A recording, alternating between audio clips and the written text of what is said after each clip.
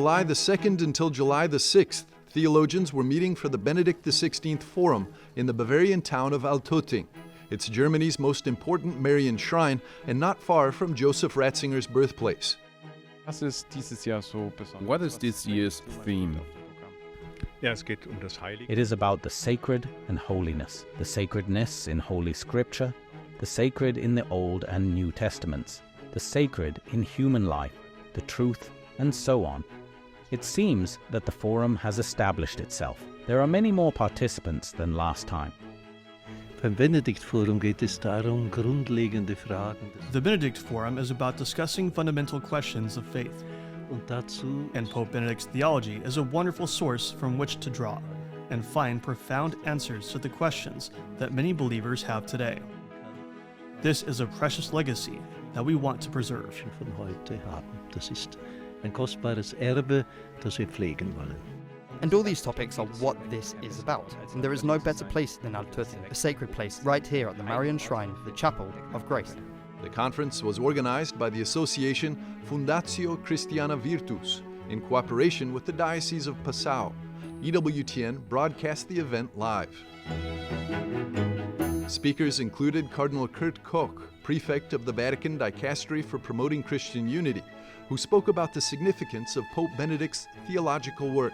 Hat immer sehr stark betont, Benedict always emphasized that the call to holiness is not elitist for any group of monks, but that it is egalitarian. andere Every lesen. Christian is called to follow the path of holiness. Jeder Christ ist berufen, den Weg der Heiligkeit zu gehen.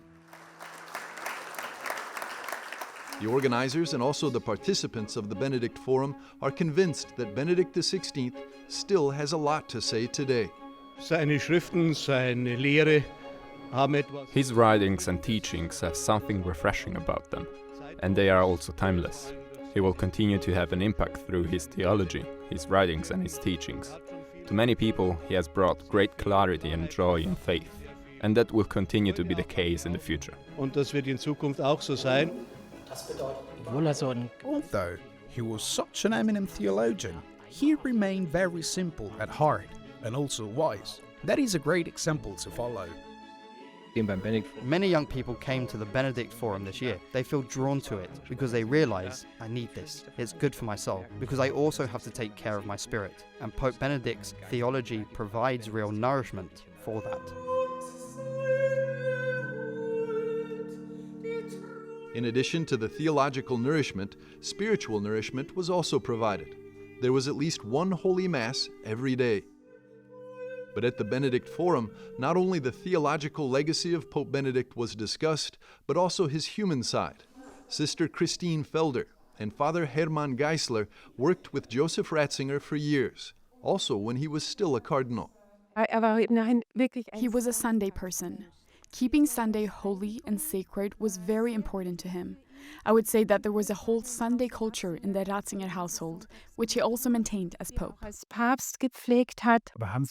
But have you ever experienced him getting really angry? I never saw him really angry or getting loud, but I did see him determined, especially when it came to questions of faith, and he realized that others didn't understand that it was an important issue, or when he realized that the faith of the so-called simple people was not being taken seriously, or that these people were somehow being led astray. That hurt him deeply. He suffered greatly from it. But at the same time, he had tremendous patience.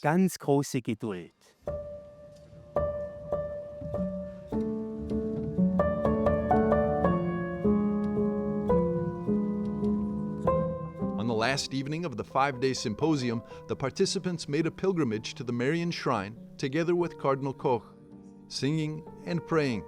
At the end of the day, the goal of this year's Benedict Forum is to provide concrete advice on how each person can become holy. Live your faith in everyday life, have a good spiritual director, and get enough spiritual nourishment. Die Taufe konsequent leben. Denn durch die Taufe Live your baptism consistently, because through baptism we have become partakers of the holiness of Jesus Christ and are called to live as saints. Through baptism we receive the attribute of being saints, but those who are called holy must also be able to live holy lives and follow the path of Jesus Christ. For with Jesus Christ, we recognize who is God, and God is the Holy One par excellence. When we live in relationship with Him, it rubs off on us. Färbt das auf uns ab. And then, of course, we must not forget his mother, Mary, the Mother of God, who has a special place here in Altötting, and who is a very role model, the archetype of all holiness. Of all creatures, she was the holiest. And so we entrust our symposium to her. Pope Benedict also had a deep connection to her, especially here in Altötting. The path to holiness can also lead through Mary. The easiest way is the way of all saints. Thy will be done. This means that God has a personal plan for me.